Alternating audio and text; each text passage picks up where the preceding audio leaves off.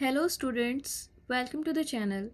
BA third year के 6 semester के लिए कंपलसरी पेपर जिसका पेपर कोड है A050601T और इस पेपर का नाम है era of Gandhi and mass movement.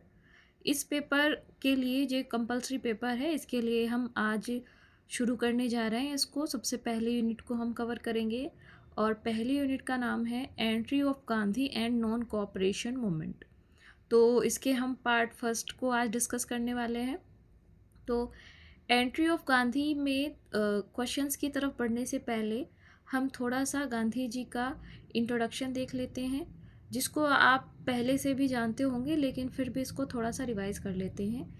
Gandhi ji का जन्म 2 अक्टूबर 1869 को गुजरात में हुआ था। इनके जो पिताजी थे वो वहाँ के दीवान थे। इनका 13 वर्ष की उम्र में कस्तूरबा गांधी जी के साथ विवाह हुआ था और जो इनकी माताजी थी वो बहुत ही धार्मिक विचारों वाली एक महिला थी, जिसकी वजह से इनके अंदर भी कुछ धार्मिक प्रवृत्तियाँ थी, जिसके लिए आगे इन्होंने सत्याग्रह और इन सब चीज़ों को आगे बढ़ाया। इसके बाद बात करते हैं कि पहले तो इनकी प्रारंभिक शिक्षा तो गुजरात में ही हुई, लेकिन आगे की बैरिस्ट्री की पढ़ाई करने के लिए गांधी जी लंदन चले गए। लंदन से लौटने के बाद उन्होंने यहाँ भारत में आकर वकालत की प्रैक्टिस की। कुछ टाइम बाद वो अपने एक साथी की सहायता के लिए दक्षिण अफ्रीका चले गए, जहाँ पर उन्होंने बहुत सी नई नई चीज़ों को एक्सप्लोर किया, सत्याग्रह चलाया। वहाँ पे जो अश्वेतों के लिए जो चल रहा था, अंग्रेज़ सरकार का जो भी उसका विद्रोह किया और इस तरीके से वो दोबारा से भारत वापस आए। 1915 में वो दोबारा से भारत वापस आए और वहाँ से उन्होंने अपनी राजनीतिक शुरुआत करी। तो इसको हम धीरे धीरे क्वेश्चंस के आंसर के एक्सप्लेनेशन के माध्यम से देखेंगे। तो चलिए शुरू करते हैं। पहला क्वेश्चन है, गांधी जी को राष्ट्रपिता की उपाधि किसने दी थी? Romain Rolland, Louis Fisher, Rabindranath Tagore या सुभाष चंद्र बोस?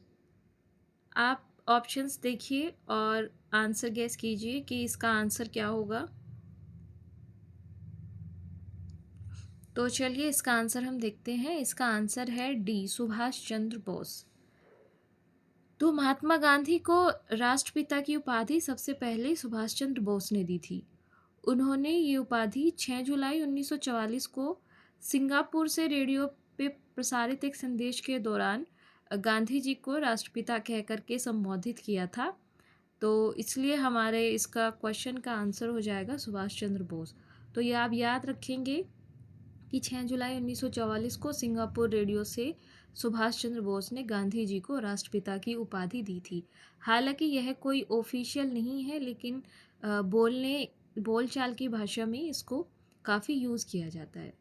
तो हम इसको कंप्लीट करते हुए आगे चलते हैं। अगला क्वेश्चन है, दक्षिण अफ्रीका में उस स्टेशन का नाम बताइए जहां गांधी जी को ट्रेन से उतार दिया गया था। प्रिटोरिया, डरबन, चार्ल्सटाउन या पीटर मैरिट्सबर्ग? तो इसका आंसर गेस कीजिए।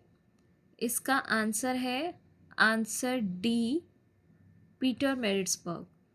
तो इसका जो बैकग्राउंड है वो कुछ इस तरीके से है कि जब गांधी जी साउथ अफ्रीका गए थे, जैसे कि मैंने अभी आपको बताया था कि गांधी जी यहाँ कुछ दिनों वकालत करने के बाद अपने एक मित्र की सहायता करने के लिए साउथ अफ्रीका गए थे। वहाँ पर इनको जाना था डरबन से प्रिटोरिया। तो डरबन से प्रिटोरिया जाने के दौरान इन्होंने फर्स्ट क्लास का एक टिकट लिया था ट्रेन का। तो जैसे ही इन्होंने फर्स्ट क्लास में एंट्री किया तो वहाँ लोगों ने ये शिकायत की कि ये अश्वेत आदमी यहाँ यात्रा कैसे कर सकता है। इसको लेकर के उन्होंने उनकी कंप्लेन की। तो कंप्लेन करने के कारण जो कुछ रेल के अधिकारी थे वो आए और उन्होंने उनको बीच रास्ते में ही उतार दिया। और बीच रास्ते में जो स्टेशन पड़ता था उसका नाम था पीटर मैरिट्सबर्ग। तो इस तरीके से आपके इस क्वेश्चन का आंसर हो जाएगा पीटर मैरिट्सबर्ग। तो पीटर मैरिट्सबर्ग में गांधी जी को ट्रेन से उतार दिया गया। ठीक है, तो चलिए अगला क्वेश्चन की तरफ चलते हैं। गांधी जी को महात्मा की उपाधि किसने दी? Romain Rolland, Louis Fischer, Rabindranath Tagore या सुभाष चंद्र बोस? तो ऑप्शन डी का सुभाष चंद्र बोस तो हम देख चुके हैं कि सुभाष चंद्र बोस ने तो महात्मा गांधी जी को राष्ट्रपिता की उपाधि दी थी। अब हमारे पास बचते हैं 3 ऑप्शन, तो इसका देखते हैं इसका सही आंसर क्या है। इसका सही आंसर है रविंद्रनाथ टैगोर। तो रविंद्रनाथ टैगोर ने गांधी जी को चंपारण के दौरान ये उपाधि दी थी। तो चंपारण के दौरान चंपारण सत्याग्रह जो था उसके दौरान रविंद्रनाथ टैगोर ने महात्मा गांधी जी को महात्मा की उपाधि दी थी। पहले इनका नाम मोहनदास करमचंद गांधी था, बाद में इनको महात्मा गांधी कहा जाने लगा। ठीक है, तो चलिए अगले प्रश्न की ओर चलते हैं। महात्मा गांधी के निम्नलिखित आंदोलनों को प्रारंभ से सही क्रम में व्यवस्थित कीजिए। चंपारण, अहमदाबाद, खेड़ा, असहयोग, अहमदाबाद, चंपारण, खेड़ा, असहयोग, खेड़ा, चंपारण, अहमदाबाद, असहयोग या असहयोग, चंपारण, खेड़ा, अहमदाबाद। तो इसको समझने के लिए हमें थोड़ा सा वो देखना पड़ेगा कि इसका काल क्रमानुसार इसको हमें व्यवस्थित करना पड़ेगा। तो इसका पहले हम आंसर देख लेते हैं। इसका सही आंसर है चंपारण, अहमदाबाद, खेड़ा, असहयोग। तो जैसा कि मैंने अभी आपको बताया था कि 1915 में महात्मा गांधी जी जब साउथ अफ्रीका से लौटे तो उन्होंने आकर के भारत की राजनीति में थोड़ा सा इंटरेस्ट दिखाया और इसके लिए उन्होंने बात की गोपाल कृष्ण गोखले से। गोपाल कृष्ण गोखले को ही गांधी जी अपना राजनीतिक गुरु मानते थे और उसके लिए उन्होंने एक बुक भी लिखी है। बुक्स का एक जो मैंने बुक्स और न्यूज़पेपर का वीडियो अलग से बना दिया है, उसको आप बाद में चैनल पे देख सकते हैं, वो कुछ टाइम बाद इस पे अपलोड हो जाएगा। तो चलिए आगे देखते हैं कि 1915 में आने पे जब उनकी बात होती है गोपाल कृष्ण गोखले से, तो गोपाल कृष्ण गोखले उनको कहते हैं कि अगर आपको भारत की जनता के लिए कुछ करना है तो आप सबसे पहले भारत भ्रमण कीजिए और यहाँ देखिए कि यहाँ लोगों की समस्याएं क्या है। तो इसके लिए गांधी जी ने भ्रमण किया था, भारत का भ्रमण किया था और नई नई समस्याओं को जाना था। तो इसी के दौरान क्या हुआ था कि गांधी जी को लोगों ने अपनी हेल्प के लिए बुलाया था, जिसमें उनका जो सबसे पहला कार्य होता है वो चंपारण में होता है। तो चंपारण जो हुआ चंपारण है बिहार में, ये हुआ था 1917 में चंपारण आंदोलन, और अहमदाबाद 1918 में, खेड़ा 1918 में और असहयोग हुआ था 1920 में। तो इसका हम बाद में देखेंगे कि कैसे कैसे क्या क्या होता है इनमें, वो हम बाद में देखेंगे। पर अभी के लिए हम इतना याद रखते हैं कि चंपारण हुआ था 1917 में, अहमदाबाद हुआ था 1918 में, खेड़ा भी हुआ था 1918 में और असहयोग आंदोलन हुआ था 1920 में। तो चलिए अगले प्रश्न की ओर। चोरी चोरा कांड कब हुआ? 5 जनवरी 1922 या 15 जनवरी 1922 या 5 फरवरी 1922 या 15 फरवरी 1922? तो इसका सही आंसर गेस कीजिए। इसका सही आंसर है ऑप्शन सी, 5 फरवरी 1922। तो इसमें 5 फरवरी है, आप देखेंगे किसी किसी पुस्तक में 4 फरवरी भी दिया जाता है।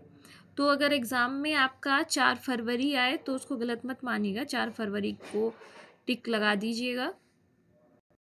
4 फरवरी 1922 और 5 फरवरी 1922 दोनों ही ठीक है।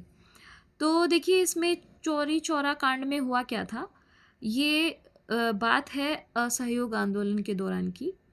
तो उसमें क्या हुआ कि लोग काफ़ी विद्रोह कर रहे थे, शांतिपूर्ण ही था वैसे तो, लेकिन जब वो गोरखपुर में एक पुलिस स्टेशन के आसपास जब ये आंदोलन कर रहे थे तो कुछ पुलिस कर्मियों ने लोगों पर गोली चला दी, जिससे जो जनता थी वो भड़क उठी और उन्होंने गुस्से में पुलिस स्टेशन में आग लगा दी। इस वजह से काफ़ी भीषण विद्रोह हुआ और इससे क्या हुआ कि काफ़ी लोगों की जानें चली गई। इससे आहत होकर के गांधी जी ने असहयोग आंदोलन को वापस ले लिया। उनको इस बात से बहुत दुख हुआ कि जो आंदोलन मैंने अहिंसक रूप में शुरू किया था वो हिंसा में बदल गया। इसके लिए गांधी जी ने यंग इंडिया में बाद में लिखा भी था कि मैं हिंसा बर्दाश्त नहीं कर सकता, भले ही उसके लिए मुझे अपनी जान ही क्यों ना देनी पड़े। तो ठीक है, तो ये हो गई चोरी चोरा कांड की स्टोरी। तो चोरी चोरा कांड कब हुआ है? 5 फरवरी 1922 या कह लीजिए 4 फरवरी 1922 को। चलिए अगले प्रश्न की ओर चलते हैं। महात्मा गांधी ने असहयोग आंदोलन कब वापस लिया?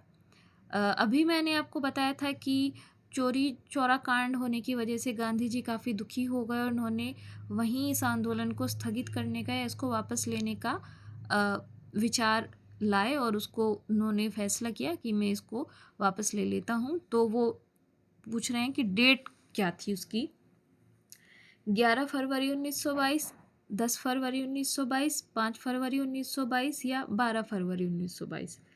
तो देखते हैं इसका सही आंसर क्या है। 12 फरवरी 1922। तो चोरा चोरी हुआ था 4 या 5 फरवरी को। उसके बाद गांधी जी ने 12 फरवरी 1922 को असहयोग आंदोलन को वापस ले लिया था। कारण मैंने आपको बताया, कारण ये था कि गांधी जी इस बात से काफ़ी आहत हुए थे कि ये हिंसात्मक विद्रोह होना शुरू हो गया या आंदोलन अहिंसक नहीं रहा। तो थोड़ा सा देख लेते हैं इसके बारे में कि नॉन कोऑपरेशन मूवमेंट शुरू कब हुआ था। तो देखिए, एक रॉलेट एक्ट आया था। तो रॉलेट एक्ट के विरोध में गांधी जी ने 21 मार्च 1919 को इसका उन्होंने विद्रोह किया था। इन्होंने इसका काफ़ी विरोध किया और 13 अप्रैल 1919 को जलियांवाला बाग हुआ था। जलियांवाला बाग हत्याकांड के बारे में आप सभी लोग जानते होंगे, जो कि 13 फरवरी 1919 को हुआ था, जिसमें डायर ने गोलियां चला दी थी और इसमें बहुत सारे लोगों की मृत्यु हो गई थी। ठीक है, तो इसके बाद ये नॉन कोऑपरेशन शुरू हुआ था 5 सितंबर 1920 में।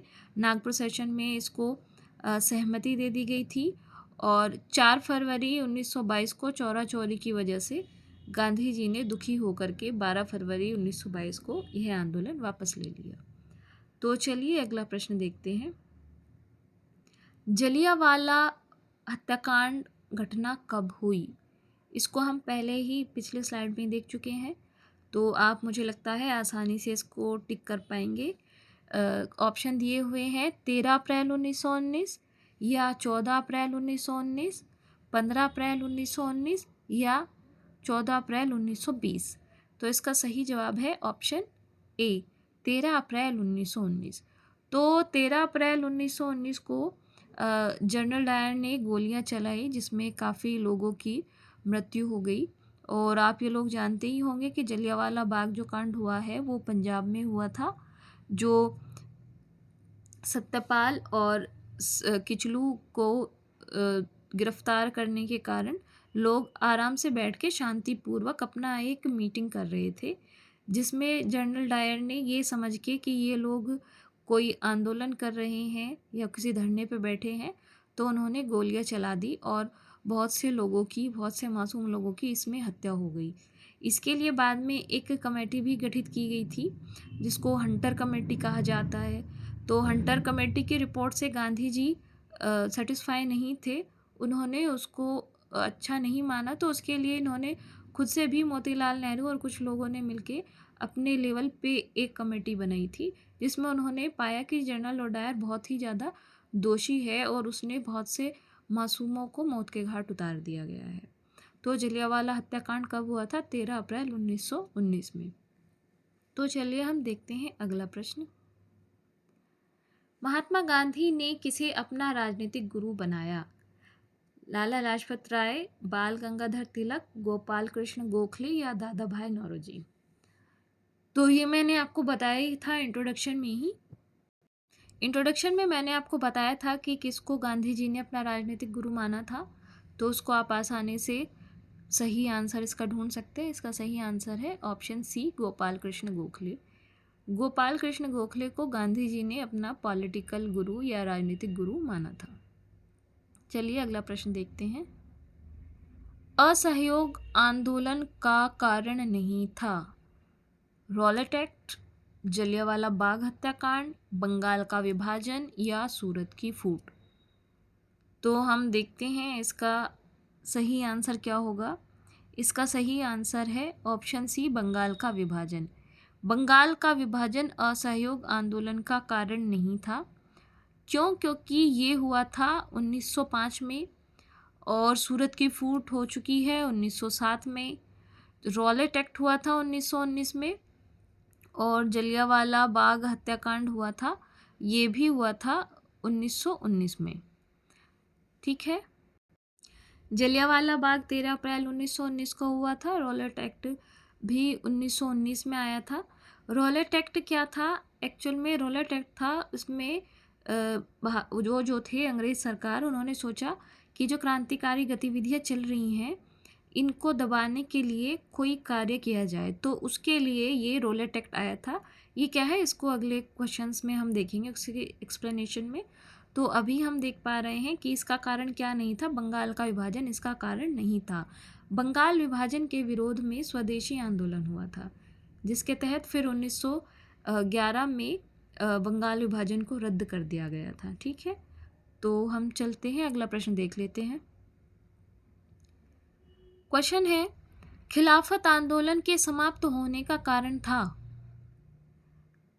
कांग्रेस द्वारा समर्थन वापस लेना, या अंग्रेज़ों द्वारा हिंदू मुस्लिमों के बीच भेदभाव की नीति त्याग देना, या केंद्रीय एवं प्रांतीय व्यवस्थापिका सभाओं में 1919 के अधिनियम के तहत मुस्लिम सीटों का आरक्षण करना, या तुर्की के मुस्तफ़ा कमाल पाशा द्वारा शक्ति प्राप्त करने एवं खलीफा पद समाप्त कर देना।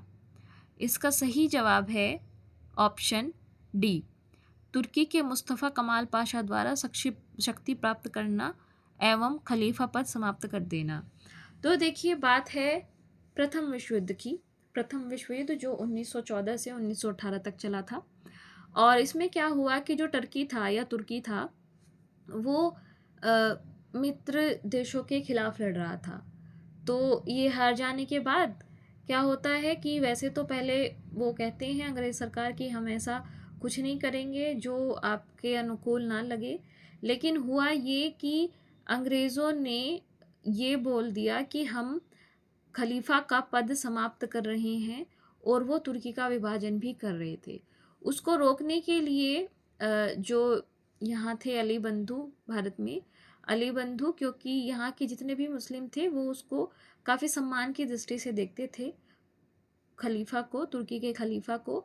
उसके लिए उन लोगों ने मिलके एक खिलाफत कमेटी बनाई जिसमें गांधी जी भी शामिल थे, और इसके लिए उन्होंने खिलाफत आंदोलन को भी शुरू किया। तो ठीक है, ये इसका आंसर हो गया। अब हम आगे चलते हैं। महात्मा गांधी द्वारा शुरू किया गया पहला जन आंदोलन कौन सा था? यहाँ बात हो रही है जन आंदोलन की। तो देखते हैं ऑप्शन क्या क्या दिए गए हैं। भारत छोड़ो आंदोलन, असहयोग आंदोलन, नमक आंदोलन या नील आंदोलन। इसका सही जवाब है ऑप्शन बी, असहयोग आंदोलन। तो देखिए, इसमें क्या था कि पहले हुआ चंपारण, फिर हुआ अहमदाबाद मिल मजदूर, और फिर हुआ खेड़ा, और खेड़ा के बाद हुआ असहयोग आंदोलन। इससे पहले जो ये तीन थे, चंपारण, अहमदाबाद और खेड़ा, ये एक छोटे स्तर पे थे। लेकिन आप देखेंगे असहयोग आंदोलन में गांधी जी ने एक बहुत बड़े जनसमूह को अपने साथ जोड़ लिया था, इसीलिए इसको पहला जन आंदोलन कहा गया है। तो महात्मा गांधी जी द्वारा शुरू किया गया पहला जन आंदोलन कौन सा था? तो वो था असहयोग आंदोलन। ठीक है, तो चलिए आगे देखते हैं अगला प्रश्न। किस आंदोलन में गांधी जी ने प्रथम बार मुख्य हथियार के रूप में भूख हड़ताल का उपयोग किया? असहयोग आंदोलन में, रॉलेट सत्याग्रह में, अहमदाबाद हड़ताल में या खेड़ा सत्याग्रह में? इसका सही जवाब क्या होगा, गेस कीजिए। इसका सही जवाब है ऑप्शन सी, अहमदाबाद हड़ताल। अहमदाबाद मिल मजदूर हड़ताल भी बोलते हैं इसको। तो इसमें गांधी जी ने पहली बार भूख हड़ताल का उपयोग किया था। तो अहमदाबाद में जो मिल के कुछ मज़दूर थे, उनको पहले प्लेग बोनस दिया जा रहा था, लेकिन बीच में क्या हुआ कि वो उनके जो मालिक थे, मिल के जो मालिक थे, उन्होंने मना कर दिया। इसके लिए वो कहने लगे कि अभी आपको प्लेग बोनस नहीं मिलेगा। इसके लिए जो मज़दूर थे वो टिके रहे। उन्होंने कहा कि महंगाई तो काफ़ी बढ़ गई है और अगर आप इसको घटाएंगे तो हमारा काम नहीं चल पाएगा। तो इसके लिए उन्होंने गांधी जी की मदद ली। तो उसके दौरान क्या हुआ कि गांधी जी इसमें सफल हुए और वो उनको 35% बोनस दिलवाने में सफल हुए। तो देखिए, एक्चुअल में अगर मैं इसकी स्टोरी आपको बताऊं तो वो ये है कि चंपारण के बाद गांधी जी ने मार्च 1918 में अहमदाबाद मिल हड़ताल के मुद्दे पर हस्तक्षेप किया। यहाँ मिल मालिक और मजदूरों में प्लेग बोनस को लेकर विवाद छिड़ा हुआ था। गांधी जी ने मजदूरों को हड़ताल पर जाने तथा 50% के स्थान पर 35% बोनस करने की मांग को कहा, क्योंकि पहले जो ये मिल मजदूर थे वो 50% मुआवजे की मांग कर रहे थे, जबकि जो मिल मालिक थे वो कहते थे कि मजदूरों को हम सिर्फ 20% ही बोनस दे पाएंगे। तो गांधी जी ने मजदूरों के समर्थन में भूख हड़ताल शुरू कर दी। गांधी जी अनशन पर बैठ गए, क्या कि जब तक आप मेरी बात नहीं मानोगे तब तक मैं ऐसे ही भूखा बैठा रहूँगा, भूख हड़ताल करूँगा। तो गांधी जी ने अनशन पर बैठने के फैसले से मजदूरों के उत्साह में वृद्धि हुई और उनका संघर्ष भी तेज हो गया। फिर क्या हुआ कि मजबूर होकर जो मिल मालिक थे वो समझौता करने को तैयार हो गए और उन्होंने 35% बोनस मजदूरों को देना स्वीकार कर लिया। तो इस तरीके से गांधी जी इसमें सफल हुए। तो आई होप आपको ये समझ में आया होगा। तो आगे यहाँ आप फोटो में देख पा रहे होंगे कि गांधी जी वर्कर्स को एड्रेस कर रहे हैं, उनसे वार्तालाप कर रहे हैं, उन्हें समझा रहे हैं। ठीक है, तो चलिए अगला प्रश्न देख लेते हैं। दिसंबर 1920 का कांग्रेस का नागपुर अधिवेशन महत्वपूर्ण है क्योंकि इसके अध्यक्ष विजय राघवाचार्य थे, या असहयोग के प्रस्ताव को दोहराया गया, या कांग्रेस का ध्येय शांतिमय तथा उचित उपायों से स्वराज प्राप्त करना है, या फिर इससे भारत के इतिहास में एक नए युग का प्रादुर्भाव होता है। तो आप बताइए इसमें से सही ऑप्शन क्या होगा। इसका सही ऑप्शन है ऑप्शन सी, कांग्रेस का ध्येय शांतिमय और उचित उपायों से स्वराज प्राप्त करना था। तो जो कांग्रेस का नागपुर अधिवेशन था, असहयोग आंदोलन का जो प्रस्ताव था वो उसी में रखा गया था और उनका ध्येय हो गया था कि हम शांतिपूर्ण तरीके से ही स्वराज की प्राप्ति करेंगे। इसीलिए कांग्रेस का नागपुर अधिवेशन काफ़ी महत्वपूर्ण माना जाता है। तो चलिए अगला प्रश्न देख लेते हैं। गांधी जी ने अवज्ञा आंदोलन का पहली बार प्रयोग कब किया था? असहयोग आंदोलन में, दक्षिण अफ्रीका में, सविनय अवज्ञा आंदोलन में, या इनमें से कोई नहीं? इसका सही जवाब है ऑप्शन बी, दक्षिण अफ्रीका में। जैसे अभी आप कुछ टाइम पहले देख ही रहे थे कि गांधी जी अफ्रीका भी गए थे। अफ्रीका से तो वो 1915 में लौटे हैं। तो गांधी जी ने इससे पहले भी वहाँ के लोगों को न्याय दिलवाने के लिए असहयोग मतलब अवज्ञा आंदोलन का उपयोग किया था, जिसको सत्याग्रह भी कहा जाता है। तो इसका सही जवाब है दक्षिण अफ्रीका में। तो दक्षिण अफ्रीका में अवज्ञा आंदोलन का गांधी जी ने सबसे पहली बार प्रयोग किया था। चलते हैं अगले प्रश्न की ओर। फिनिक्स आश्रम की स्थापना गांधी जी के द्वारा कहाँ की गई थी? दक्षिण अफ्रीका, बम्बई, अहमदाबाद, या इनमें से कोई नहीं? इसका सही जवाब क्या होगा? इसका सही जवाब होगा ऑप्शन ए, दक्षिण अफ्रीका। तो दक्षिण अफ्रीका में गांधी जी ने एक फिनिक्स आश्रम की स्थापना की थी, जिसमें गांधी जी अपने कार्यों को पूरा करते थे और वो लोगों की सहायता किया करते थे। ठीक है, तो चलिए अगला प्रश्न देख लेते हैं। गांधी जी ने सर्वोदय के सिद्धांत को किस पुस्तक से ग्रहण किया था? Option A, unto this last, option B, the kingdom of God is within you, option C, Hind Swaraj, option D इनमें से कोई नहीं? तो इसका देखते हैं हम ऑप्शन सी जो आपको दिखाई दे रहा है, हिंद स्वराज। तो हिंद स्वराज तो एक पुस्तक है जो गांधी जी ने ही लिखी है 1909 में। बाकी देखते हैं बाकी के ऑप्शंस में से हमारा सही आंसर क्या है। इसका सही आंसर है अनटू दिस लास्ट। ये जॉन रस्किन की एक पुस्तक है, अनटू दिस लास्ट।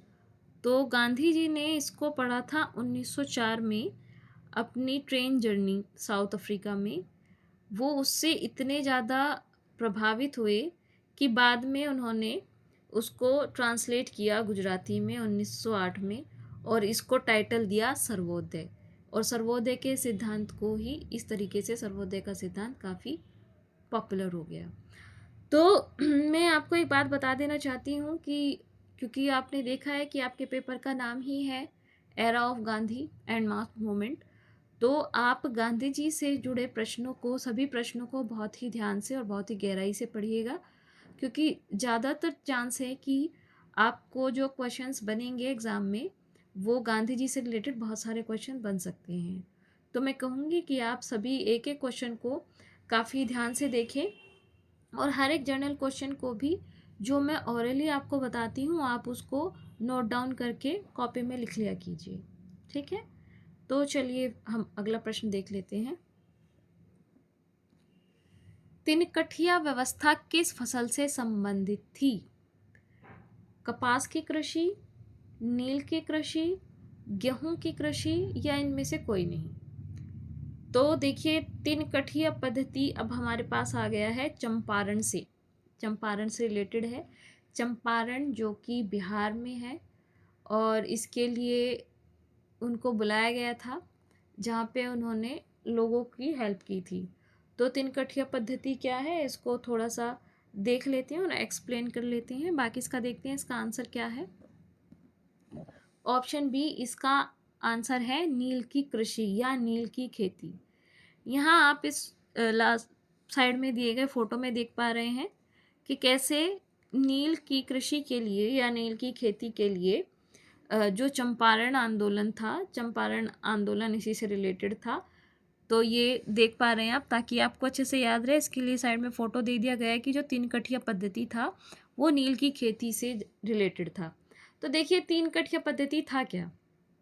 तिनकठिया पद्धति का मतलब था कि जो वो थे, अंग्रेज़ थे कुछ जो नील की खेती कराते थे, उन्होंने उनको मजबूर किया किसानों को कि तुम अपने कृषि वाले भूभाग पे उसके कुछ हिस्से में ये नील की खेती करो।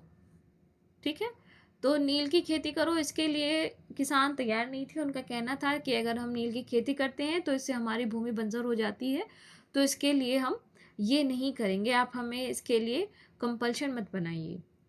लेकिन अंग्रेज़ अधिकारी नहीं मान रहे थे। उनका कहना था कि हम तुम्हें एडवांस में पैसे दे चुके हैं। तो इसके लिए उन्होंने गांधी जी को बुलाया, और फाइनली गांधी जी इसके लिए उनको तैयार करवा पाए, जिससे लोग इस मजबूरी की खेती करने से मुक्त हुए। इसी दौरान, इसी मौके पर रविन्द्रनाथ टैगोर ने गांधी जी को महात्मा की उपाधि भी दी थी। ठीक है, तो इतना कुछ बताया मैंने आपको इसके तिनकठिया पद्धति के बारे में। तो आप ये कुछ बातें याद रखिएगा, जैसे तिनकठिया पद्धति नील की खेती से संबंधित है, जो कि बिहार के चंपारण में स्थित जो चंपारण आंदोलन था गांधी जी का, वो इसी से संबंधित है। ठीक है, तो चलिए आगे देखते हैं। तो देख लेते हैं इसी को एक्सप्लेन कर। देखिए, ये आपको यहाँ दिखाई दे रहा है कि नील कैसा होता है। नील के खूब बड़े बड़े से ब्लॉक्स आपको दिखाई दे रहे हैं। तो जो 1917 का चंपारण सत्याग्रह है, तिनकठिया प्रथा के अनुसार शुरू हुआ था, जिसमें ब्रिटिश सरकार के आदेशों के अनुसार प्रति 3 बीघा 3 कट्ठा नील की खेती अनिवार्य थी। यानी कि प्रति बीघा 3 कट्ठे पर आपको नील की खेती करनी ही पड़ेगी। किसानों पर लगने वाला कर भी बढ़ता जा रहा था और उन्हें गरीबी में धकेल दिया गया था। तो इसी से परेशान होकर के लोगों ने गांधी जी को बुलाया था, और गांधी जी ने लोगों को इससे मुक्त करवाया। ठीक है, तो आप याद रखिएगा कि 1917 चंपारण सत्याग्रह, और ये 3 कट्ठिया पद्धति, जिसमें प्रति बीघा 3 कट्ठा पर नील की खेती को कंपलसरी बनाया था अंग्रेज़ अधिकारियों ने। तो उसको उससे बचाने के लिए गांधी जी वहाँ पर गए और उन्होंने उनको उससे मुक्त कराया। तो चलिए अगला प्रश्न देख लेते हैं। असहयोग आंदोलन का सर्वाधिक महत्व है क्योंकि इसके द्वारा राष्ट्रीय चेतना जागृत हुई, या इसने राष्ट्रीय आंदोलन को जन आंदोलन की ओर उन्मुख किया, या इससे अंग्रेजों का आत्मविश्वास कम हुआ, या फिर कांग्रेस ने रचनात्मक कार्यक्रम पर बल दिया। तो बताइए इसमें से असहयोग आंदोलन का सबसे ज़्यादा महत्व क्या है। तो इसका सबसे ज़्यादा महत्व है ऑप्शन बी, इसने राष्ट्रीय आंदोलन को जन आंदोलन की ओर उन्मुख किया। जैसा कि मैंने आपको बताया, 1917 का चंपारण हो, 1918 का अहमदाबाद मिल मजदूर वाला आंदोलन हो, या खेड़ा सत्याग्रह हो, ये तीनों अपने आप में गांधी जी के सफल आंदोलन थे, लेकिन उसमें उतना बड़ा जनसमूह उनसे नहीं जुड़ पाया था। जबकि आप देख पाएंगे कि असहयोग आंदोलन में गांधी जी के साथ बहुत सारा जनसमूह जुड़ गया था और इस तरीके से वो उसको जन आंदोलन की ओर उन्मुख कर पाए। तो यानी कि एक बहुत बड़ा जनसमूह आंदोलन की तरफ आ गया था। ठीक है, तो इसका सबसे ज़्यादा महत्व यही है। तो अब हम देखते हैं अगला प्रश्न। सन 1920 के कलकत्ता अधिवेशन का सभापतित्व किसने किया। महात्मा गांधी ने, सुभाष चंद्र बोस ने, लाला लाजपत राय ने, या मोतीलाल नेहरू ने। गेस कीजिए इसका आंसर। इसका सही जवाब है ऑप्शन सी, लाला लाजपत राय ने। तो 1920 का जो कलकत्ता अधिवेशन था कांग्रेस का, उसका जो नेतृत्व किया था, उसके अध्यक्ष जो थे वो लाला लाजपत राय थे। तो महात्मा गांधी जी ने तो 1924 में किया था बेलगांव अधिवेशन। सुभाष चंद्र बोस ने 1938 और 1939 में त्रिपुरा और हरिपुरा अधिवेशन की अध्यक्षता की थी। ठीक है, तो इसके लिए हम देख लेते हैं कि लाला लाजपत राय ने 1920 में कलकत्ता अधिवेशन का सभापतित्व किया था, जबकि गांधी जी ने 1924 का बेलगांव अधिवेशन और सुभाष चंद्र बोस ने 1938 का त्रिपुरा और हरिपुरा अधिवेशन की अध्यक्षता की थी।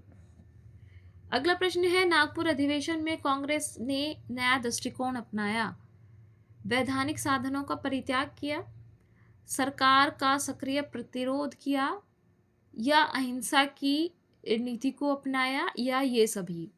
तो इसका सही जवाब है ये सभी।